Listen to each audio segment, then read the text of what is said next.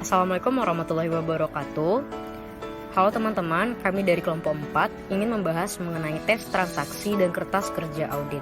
Di mana pada kelompok 4 ini sendiri terdiri atas saya Nadifa Nusmarha serta teman saya Malsan Cahyani dan Monika Cahyani. Baik, selanjutnya kami akan membahas apa itu tes transaksi.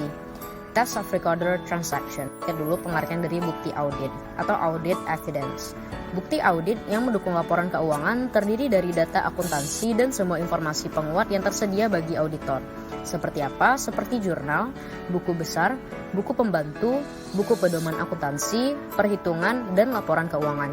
Laporan keuangan ini saja tidak cukup, harus ada bukti penguat lainnya.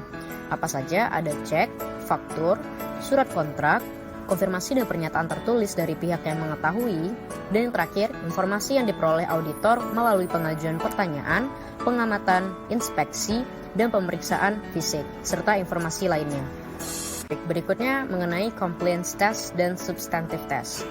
Compliance test atau tes ketaatan adalah tes terhadap bukti-bukti pembukuan yang mendukung transaksi yang dicatat oleh perusahaan untuk mengetahui apakah setiap transaksi yang terjadi sudah diproses dan dicatat sesuai dengan sistem dan prosedur yang ditetapkan manajemen. Hal apa aja sih yang harus diperhatiin auditor saat melaksanakan compliance test? Yang pertama adalah kelengkapan bukti pendukung atau supporting documents. Yang kedua, kebenaran perhitungan matematis, footing, cross-footing, dan extension. Yang ketiga, otorisasi dari pejabat perusahaan yang berwenang. Selanjutnya, kebenaran nomor perkiraan yang didebit atau dikredit, dan kebenaran posting ke buku besar dan sub buku besar. Selanjutnya, apa itu substantive test? Itu adalah tes terhadap kewajaran saldo-saldo perkiraan laporan keuangan atau neraca dan laporan laba rugi. Prosedur yang dilakukan dalam substantive test itu ada inventarisasi aktiva tetap, observasi atas stock of name, konfirmasi piutang, utang dan bank, subsequent collection dan subsequent payment, cash of name, dan pemeriksaan rekonsiliasi bank dan lain-lain. Sampling audit itu sendiri terdapat pada PSA nomor 26, di mana sampling audit adalah penerapan prosedur audit terhadap unsur-unsur suatu saldo akun atau kelompok transaksi yang kurang dari 100% dengan tujuan menilai berapa karakteristik saldo akun atau kelompok transaksi tersebut. Lalu bagaimana sih cara pemilihan sampling audit? Yang pertama ada random atau judgment sampling, di mana ini adalah pemilihan sampel dilakukan secara random dengan menggunakan judgment atau pendapat si akuntansi publik. Dan ada juga cara block sampling, di mana auditor itu memilih transaksi di bulan-bulan tertentu sebagai sampel, misalnya Januari, Juni, dan Desember. And then the last is statistical sampling, di mana adalah pemilihan sampel dilakukan secara ilmiah, sehingga walaupun lebih sulit, namun sampel yang terpilih itu betul-betul representatif atau mewakili. Baiklah, saya Monika Cahyani akan menjelaskan yaitu pengertian kertas kerja. Pengertian kertas kerja menurut SA seksi 339 paragraf 03 yaitu catatan-catatan yang diselenggarakan oleh auditor mengenai prosedur audit yang ditempuhnya, pengujian yang dilakukannya, informasi yang diperolehnya, dan kesimpulan yang dibuatnya sehubungan dengan auditnya. Audit laporan keuangan harus didasarkan pada standar auditing yang ditetapkan IAI.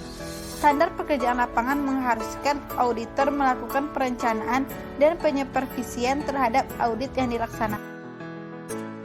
Berikutnya itu tujuan kertas kerja pemeriksaan. Tujuan kertas kerja pemeriksaan 1. Mendukung opini auditor mengenai kewajaran laporan keuangan. 2. Sebagai bukti bahwa auditor telah melaksanakan pemeriksaan sesuai dengan standar profesional akuntan publik. Yang ketiga, sebagai referensi dalam hal ada pertanyaan dari pihak pajak, pihak bank, dan pihak klien. Yang keempat, sebagai salah satu dasar penilaian asisten atau seluruh tim audit sehingga dapat dibuat evaluasi mengenai kemampuan asisten sampai dengan partner sesudah selesai suatu penugasan. Yang terakhir yaitu sebagai pegangan untuk audit tahun berikutnya. Berikutnya yaitu isi kertas kerja.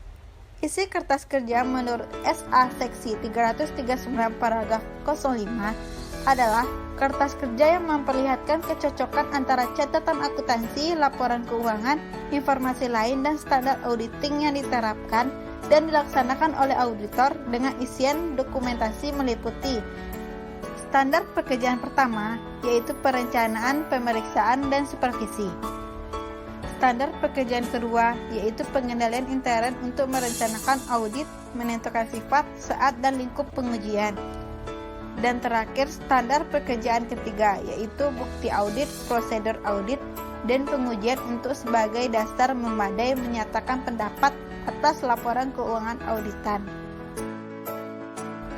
Berikutnya yaitu jenis-jenis kertas kerja. Jenis-jenis kertas kerja yang pertama, current file.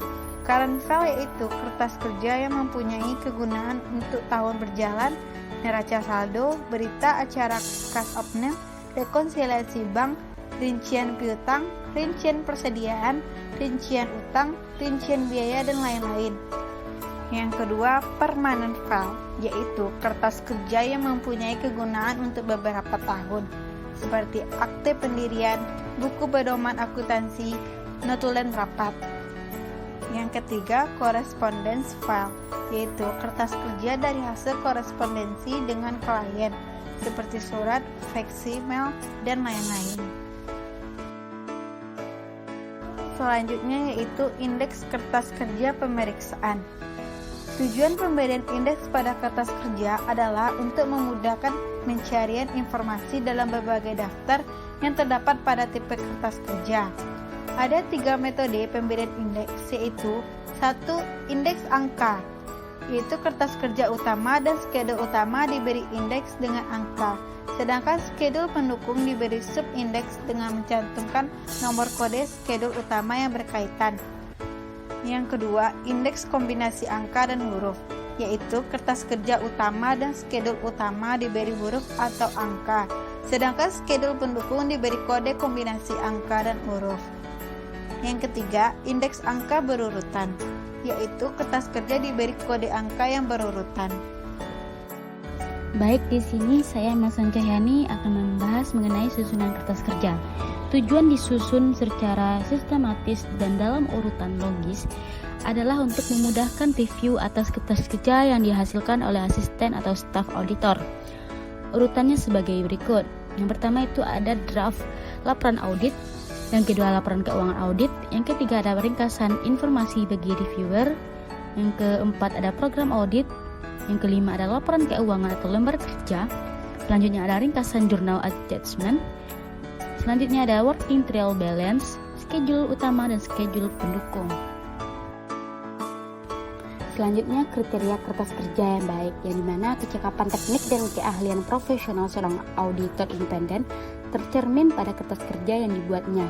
Seorang auditor yang kompeten harus menghasilkan kertas kerja yang benar-benar bermanfaat.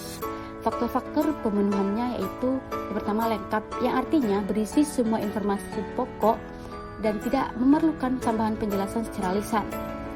Yang kedua, teliti, yang dimana tidak kesalahan atau tidak terdapat kesalahan tulis maupun hitung. Yang ketiga, ringkas, yang dimana pembatasan informasi pokok sesuai tujuan audit dan tidak menyajikan rincian yang tidak perlu. Yang keempat, jelas, yang artinya penggunaan istilah tidak mengandung arti ganda dan penyajian informasi secara sistematik. Dan yang terakhir, rapi, yang dimana susunan atau keteraturan penyusunan kertas kerja yang baik. Selanjutnya, kepemilikan kertas kerja. Menurut SA Seksi 339 Paragraf 6, kepemilikan kertas kerja adalah kantor akuntan publik, bukan milik klien ataupun milik pribadi auditor, tetapi sesuai dengan aturan etika kompartemen akuntan publik nomor 301 yang berbunyi, anggota kompartemen akuntan publik tidak diperkenankan mengungkapkan informasi klien yang rahasia tanpa persetujuan klien, karena kertas kerja tersebut mengandung informasi bersifat rahasia dan terdapat program-program audit. Baik, selanjutnya pengarsipan kertas kerja. Pengarsipan kertas kerja ini ada dua, yaitu arsip permanen dan yang kedua arsip tahun berjalan. Yang dimana arsip permanen ini berisikan data historis dan data yang bersifat berkelanjutan yang berlaku dari tahun ke tahun. Biasanya meliputi ringkasan penfotokopian data-data. Yang kedua ada analisis akun-akun tertentu, informasi yang berhubungan dengan pemahaman tentang pengenalan internal, dan hasil prosedur analitis dari tahun ke tahun.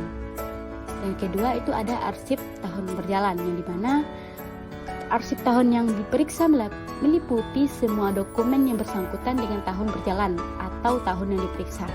Jenis-jenis informasi yang termasuk dalam audit tahun berjalan adalah seperti program audit, informasi umum, working trial balance, jurnal penyesuaian, dan jurnal reklarifikasi, dan yang terakhir daftar pendukung.